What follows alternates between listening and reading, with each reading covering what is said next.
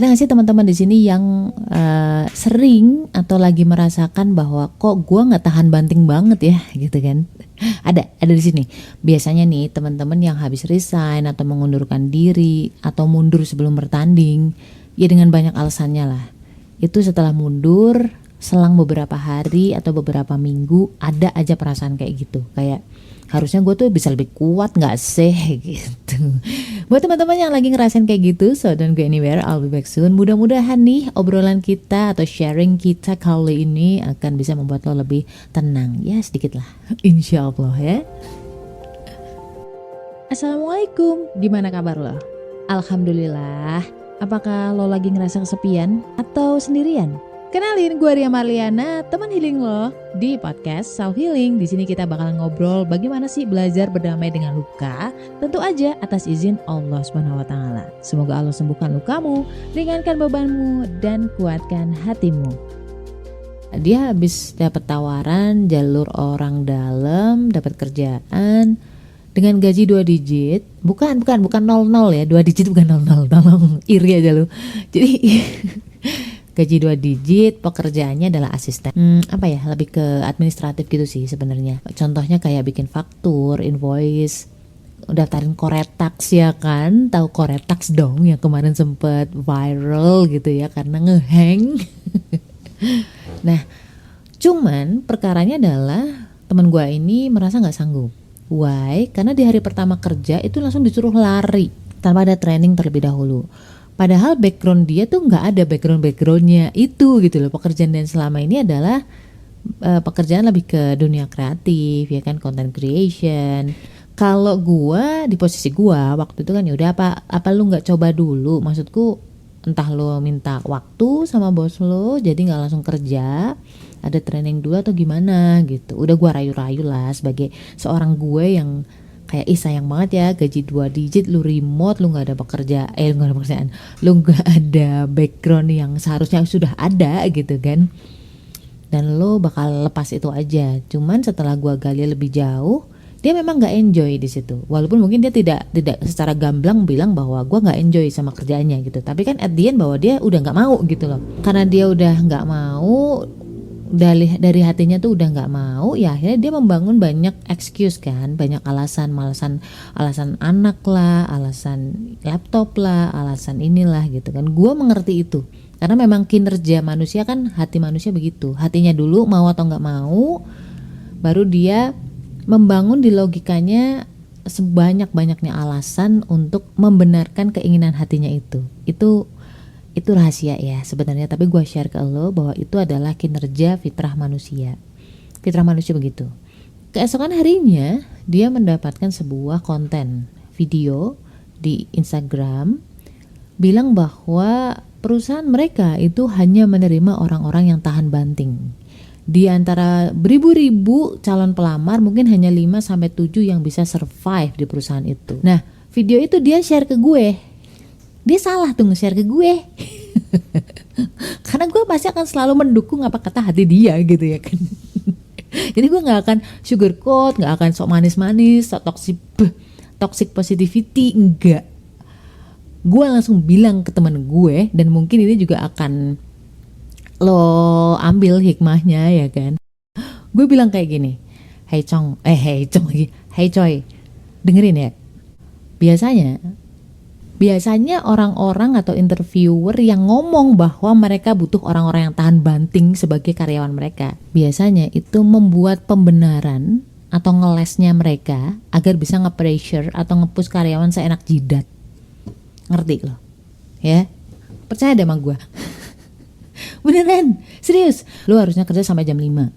Tapi ini lu kerja sampai jam 2 malam. Bukan cuma masalah waktu, kadang masalah attitude ya kan. Kamu dibentak-bentak, dikata-katain binatang gitu. Menurut mereka, lu harusnya nggak apa-apa, kan lu harus tahan banting di sini gitu. Tolonglah, kamu kan smart ya.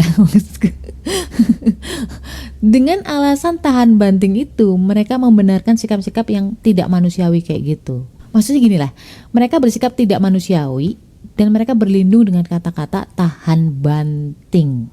Apa sih definisi tahan banting buat lo? Apakah tahan banting menurut lo itu adalah lo bertahan di satu tempat itu, even though itu toxic dan membuat lo mati di situ? Gue tanya sekarang sama lo. Enggak, gue mau lo jawab dulu. Apakah definisi lo adalah lo bertahan di suatu tempat itu berarti lo tahan banting? Kalau gitu POV kita beda, ya. POV gue tahan banting itu adalah lo gak kepengaruh atas apapun yang terjadi di sekitar lo. Lo akan tetap melakukan sesuatu itu sesuai dengan hati nurani lo, sesuai dengan apa yang hati lo mau. Jadi bukan soal lo bertahan atau gak bertahan di suatu pekerjaan, atau gak bertahan dengan seseorang.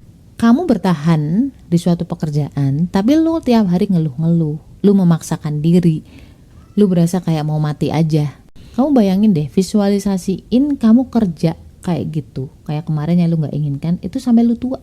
Kenapa lu bertahan di hal-hal yang membuat lu jadi mayat hidup, gak hidup gitu loh. You're not alive. Kenapa? Takut karena gak dapat rezeki? Emangnya yang ngasih rezeki itu pekerjaan itu? Emangnya yang ngasih rezeki adalah orang yang kamu bersamain itu, yang toksik itu? Enggak kan? Hidup cuma sekali, men. Rezeki itu banyak jalan. Ada gak ada dia, harusnya lu gak terpengaruh. Jadi kalau definisi gue tahan banting, hati lo tetap bisa memegang value hidup lo atau enggak. Kalau misalkan lo bertahan dan lo masih bisa mempertahankan value kamu atau prinsip hidup kamu, that's good. Ada banyak kasus atau kisah yang gue tahu dengan mata kepala gue sendiri. Kenapa selalu terbalik-balik masalah ini? Dimana ada orang yang memaksakan diri, dia mengabaikan isyarat di hatinya. Hati kecil lo pasti tahu lah. Itu sampai usia pensiun misalkan, atau sampai usia 50 tahun. Begitu 50 tahun, naudzubillah, itu ternyata badannya itu remuk, badannya gak kuat. Jadi ada aja penyakit-penyakit yang baru muncul setelah usia di atas 50 tahun. Kenapa? Karena menahan stres yang sebenarnya dia gak inginkan. Mentalnya diusahakan untuk bertahan, ya kan, dengan cara mengabaikan semua hal itu, tapi badannya itu ternyata enggak. Kortisolnya naik dan banyak penyakit-penyakit yang degeneratif. Contohnya penyakit jantung, kanker, ya kan, diabetes, naudzubillah kan. Yang sebenarnya itu datangnya jatuhnya dari pikiran. Kalau gua itu follow your heart. Ketika hati kamu nyuruh kamu untuk bertahan, ya bertahan. Karena ada juga orang yang dia bertahan dengan seseorang dan dia menjadi orang yang lebih happier gitu loh. Karena apa? Karena dia udah menemukan titik bahagianya sendiri gitu. Kalau mencapai titik itu alhamdulillah, artinya kamu memang di situasi seperti apapun ya udah enjoy aja. Tapi kalau memang kamu belum siap, ya udah nggak usah dipaksain. Nanti ada masanya kok. Di usia-usia di atas 35 tahun, di atas 37 tahun, kamu akan mulai merasakan bahwa oh ternyata aku enjoy nih begini. Nggak masalah, lu mau ngapain juga gitu. Gaji segitu, gaji 2 digit yang lo lepasin, kalau memang rezeki lo dateng kok dengan cara yang lain. Duit is just the matter of numbers. Duit itu cuma angka ya bro, ngerti?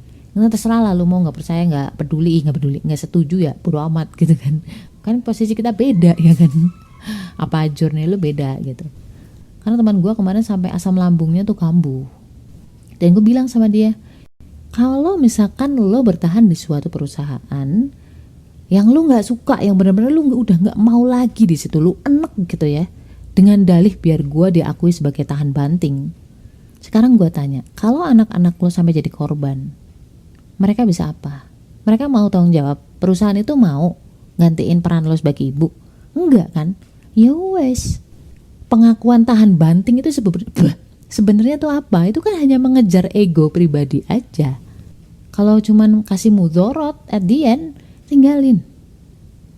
Kan kata Nabi, belum menjadi umatnya beliau kalau kita itu masih belum bisa memprioritaskan hal-hal yang bermanfaat.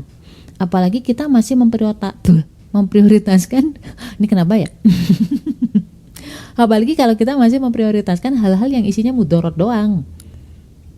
Memang kadang-kadang datangnya ada yang bentuk mentah, ada yang bentuk mateng. Oke?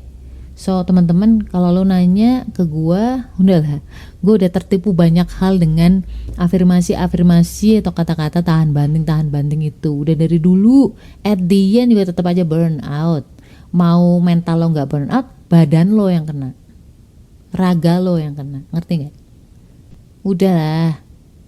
Nah ketika lo udah tinggalin, challenge terbesarnya adalah bisikan-bisikan dari setan tentang kesedihan atau penyesalan. Apakah gue kurang tahan banting? Harusnya gue bisa lebih kuat ya. Itu kan sebenarnya godaan atau bisikan-bisikan setan agar lo ngerasa pertama rendah diri, kedua menyesali apa yang udah lo lepaskan. Lo kasih makan terus-terusan, at the end kamu diserang oleh namanya husnun atau kesedihan yang berlebihan. Padahal itu udah kelewat, udah nggak bisa lo rubah. Ya udah, move on. Cuekin aja si setan-setan itu, udah biarin, lanjut aja, hadapi apa yang di depan lo sekarang, udah, that's it. Ingat ya kata Allah di Ali Imran ayat 139, dan janganlah kamu merasa lemah dan jangan pula bersedih hati, sebab kamu paling tinggi derajatnya jika kamu orang yang beriman. Lalu di ayat 159-nya, apabila engkau telah membulatkan tekad, maka bertawakallah kepada Allah. Sungguh Allah mencintai orang yang bertawakal. Justru gue salut ya sama temen gue yang ini, yang udah ngelepasin gaji 2 digit itu. Karena apa? Karena diantara 9 dari 10 orang itu rata-rata itu akan memaksakan diri menerima pekerjaan itu meski hatinya itu menjerit gitu loh. Kita itu kan orang yang langka ya. Jadi orang yang langka di zaman sekarang adalah orang yang bisa mengikuti kata hatinya. Sebenarnya Allah tuh memberi kita banyak petunjuk itu lewat hati. Cuman banyakkan manusia itu mengabaikan hatinya. Dan dia kekeh memilih jalan logikanya. Walaupun di hati tuh rasanya ganjel, rasanya tuh nyesek, ditahan-tahanin gitu. Susah. Ya kan susah kan, berat gitu kan. Padahal kalau dia itu mau ngikutin jalannya Allah, petunjuk Allah dari hati lo, itu jalannya Allah tuh mudah dijalani, enteng gitu, dan gak bakalan bisa lu logikakan. Rezeki udah diatur, tapi jalan rezeki mana yang lu pilih, yang membuat hati lo tenang, tentram, itu pilihan lo. Tahan banting simpelnya adalah lu istiqomah di jalan Allah. Selama lu di jalan Allah, udah gak usah pikirin yang lain, udah basic requirement udah di jalan Allah, titik, kelar. Ya kan, selama lu masih di jalan Allah, masih di jalan yang halal, udah biarin aja. Kan kata Allah, barang siapa bertakwa kepada Allah, Allah akan berikan kepadanya jalan keluar gitu kan. Jalan keluar yang dari jalannya Allah. Ingat lagi, balik lagi At-Tolak ayat 2 dan 3. Tambah lagi ayat 4. Ayat 4 itu memberitahukan bahwa jalannya Allah itu mudah. Oke? La haula wala quwata illa billah. Assalamualaikum warahmatullahi wabarakatuh.